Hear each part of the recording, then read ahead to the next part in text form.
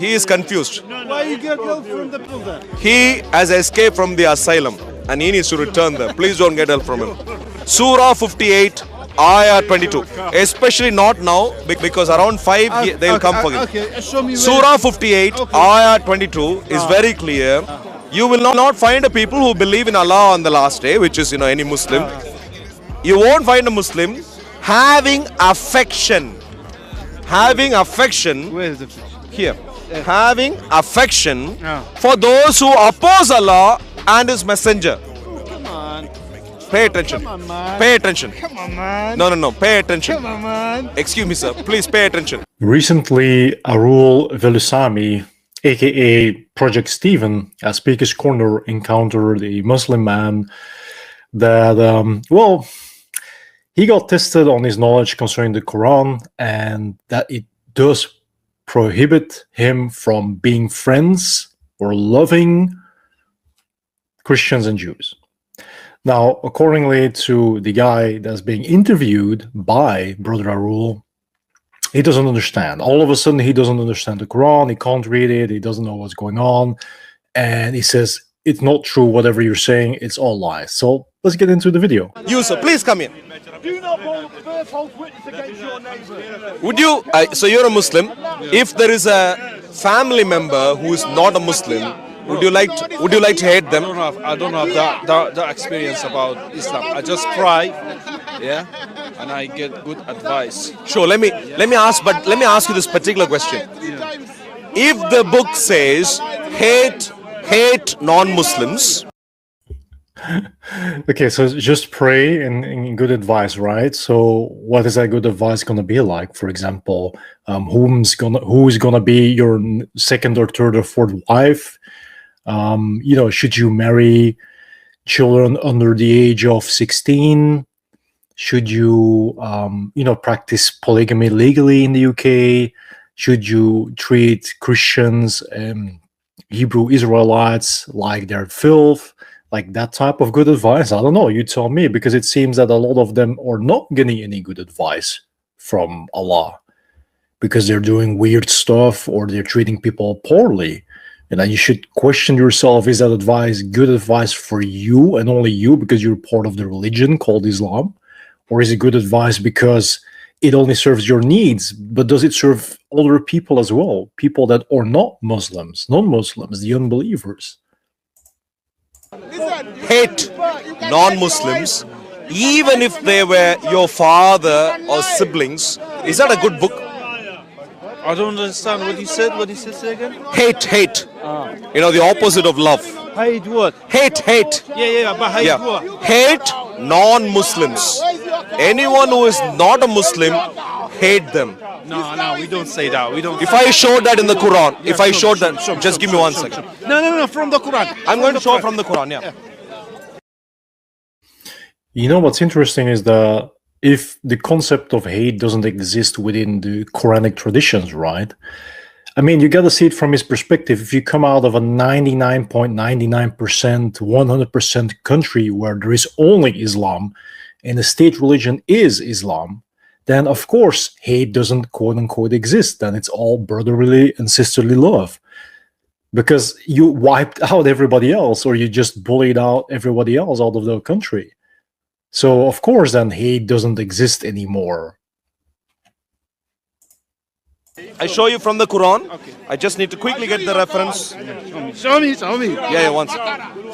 That's what my cow is. What is your cow? My cow has magic meat. When I hit a dead person, they wake up. That's your friend. He was a cow. That's your friend. One second. Okay, one second. One second. But I want the Quran. Yeah, I don't want this. I'm going I want Quran. Yeah. Okay, show me the Quran. Where is I'm going to. 1 second. Where is it? 1 second. Just 1 second. And you know my cow, when I take its meat and I go to the hospital, all the dead people will wake up. When I hit them with that meat. Yeah, where is your cow? Surah Al-Baqarah. It was like selfie time with the rule. That's how popular the guy has become, at Speaker's Corner. Wait, 1 second. Surah 58, Ayah 22. What? 58, 22. Bring the Quran. Here. Uncle, that is Surah not your 58. Cow. It's not your cow, it's my cow. Show me. Where, Okay, please read this for me. Surah 58, Ayah 22. where is 58? Here. There's no 58, man. Surah 58, Ayah 22.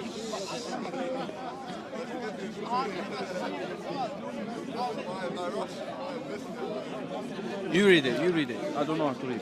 You read it. You will not find a people who believe in Allah and the last day having affection for those who oppose Allah and His Messenger, even if they were their fathers or their sons or their brothers or their kindred. So essentially, if anyone... Where they said you have to hate them? Where say that? Where Please, say that? one second. Oh, come on. Pay attention. Come on, man. Pay attention. Come on, man. No. Pay attention. Come on, man. You can see that the guy is probably using Instagram or TikTok or whatever. He's trying to ridicule a rule. Like it's kind of like it's clowning around, goofing around. But the definition of affection is a feeling of liking and caring for someone or something, tender attachment, fondness. So basically, you like something or someone, and you care for that something or someone. That's what it means. Excuse me, sir. Please pay attention. You will not find a cow. Excuse me, sir. Please stay. Aki. Aki. Find out a cow somewhere else. Allah said we have to hate. You will not. No. Don't get help from him. He is confused. Why you get help from the people then? He has escaped from the asylum, and he needs to return there. Please don't get help from him. Surah 58, Ayah 22. Especially not now, because around 5 they will come for him. Okay, show me where. Surah 58, Ayah 22 is very clear. You will not find a people who believe in Allah on the last day, which is, any Muslim. You won't find a Muslim having affection. Did you see him blink his eye? Did you see him blink at the camera? And the way he's looking at a rule, it seems like he's quite fond and has a lot of affection towards him. I'm just speculating. Having affection, Where is the fiction? here, having affection Ah. for those who oppose Allah and His Messenger. In other words, a Muslim cannot have affection towards non-Muslims.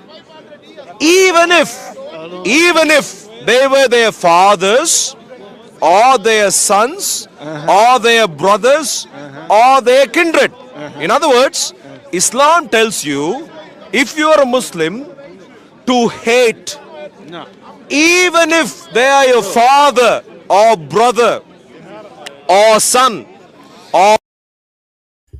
Well, the reason why he's very sensitive to the word hate is because it triggers something. And personally, I don't agree with that. That's what it says. And I'm not trying to defend, the Quranic text, but I'm just trying to specify.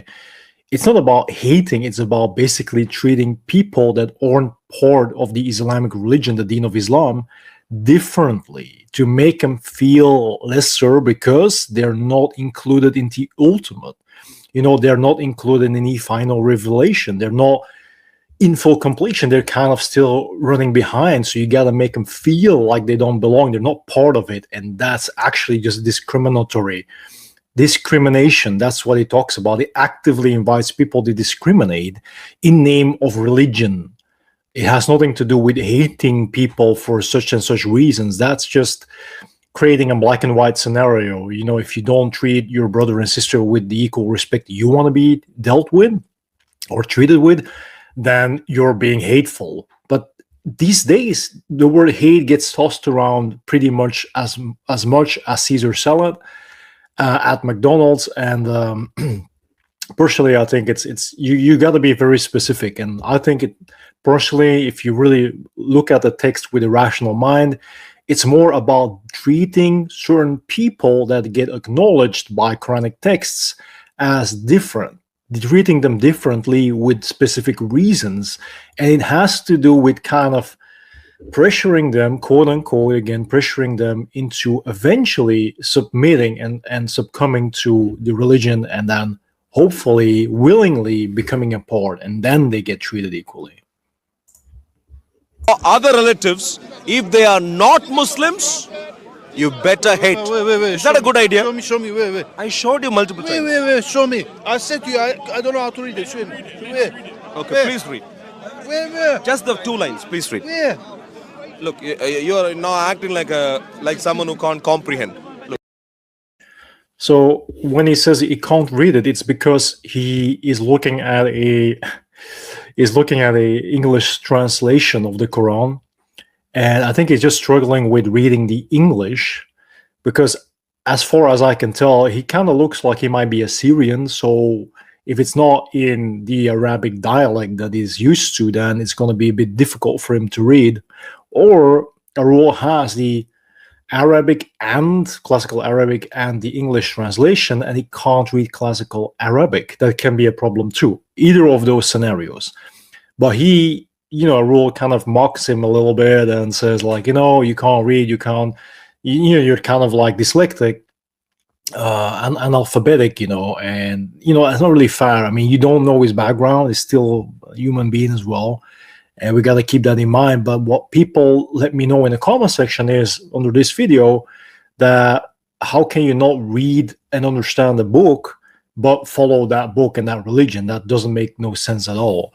But I personally think it's just a problem with either the Arabic or the English translation that he's struggling with. So he can't really understand it. So he needs help. And all us people are on different levels. And we all are in a learning stage, because that's why it's called life. So we shouldn't be too harsh with one another if it comes to those things. We can't all be experts on every topic in the entirety of the universe. 58:22, the first 2 lines. You see the first 2 lines? No, but you said... No, please read, please. You said... Please read and then say anything else, please. The Quran said... Excuse me, sir, please read. Hate them. Please read. Please I read. got the record. Sure, please read. I said to you, I don't know how to read it. I'm asking you. You don't know how to read? I'm asking you the question. Could you read? I'm asking you the Would question. you read? I'm asking you the question. Would you read? Don't run away. I'm asking you the question. I'm staying here. You said, inside the Quran said, you have to hate them. Show me. Where is it? If you don't have affection to your father or brother, what do you have towards them? You're running away right now. You're running away right now. But you get Are you money, running away you right get now? money for that. You get money Are you running away right now? I'm not running away. What kind of religion is this, my dear friends? It tells you, if you're a Muslim, to not have affection. Show me where is this said. Okay, maybe you have a comprehension issue. Let's ask someone else. If you are a Muslim, and if you're not supposed to have affection towards a non-Muslim, even if they are your father or brother or son or any other relative, if you can't love them, what do you do to them? If you can't love them, what do you do to them? What do you mean? What do you work somewhere? Do you do something in life? I don't understand you. But you don't understand basic things. Is that what Islam teaches you? I don't understand your accent. Look, Islam first of all teaches you to hate.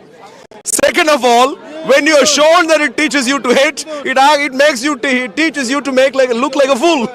Look at him. My dear friend, look. You don't. Don't Just what? say you don't have to close to them. Yeah, having no affection, what does that mean? No, having no affection, what does that mean? If you don't have affection towards your father, how do you behave? Bro, I ask you. No, you know the answer. It's very simple. No, it's pretend. Let's pretend.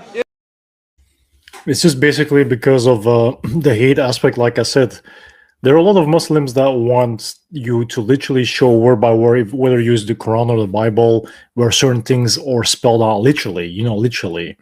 And if it's not the case, then they will not accept it. But at the same time, many times they will tell you that don't take the Quran literally either, right? So it's very complicated to understand where a person might be coming from if it comes to understanding and applying those texts. But he has one point that he's very clear in, is that you can't remain close with people that aren't practicing the same religion, because you're going to have discussions and disputes and maybe clash and division.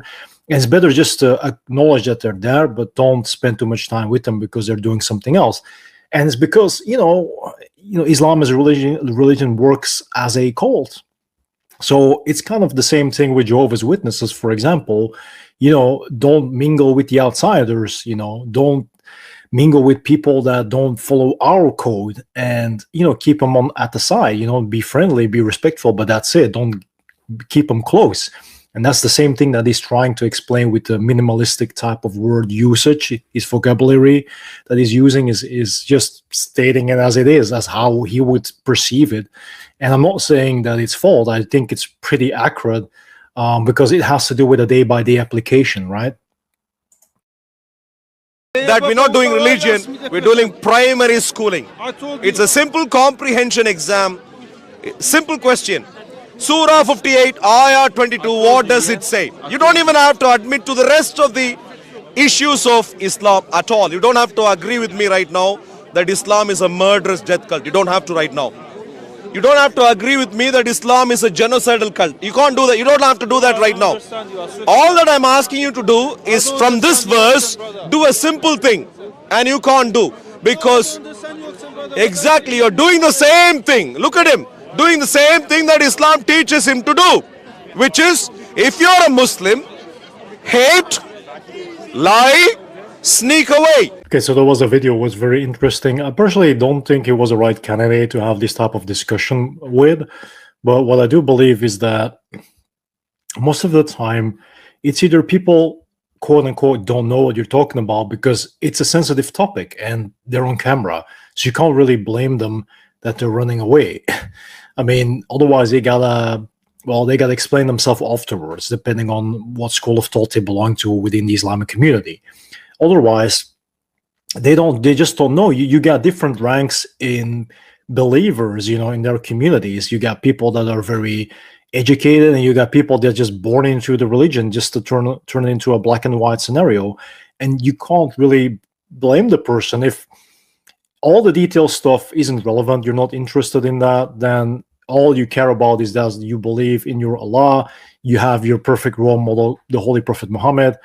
And you just acknowledge everybody that's in the book, and then you call them the people of the book, and that's it.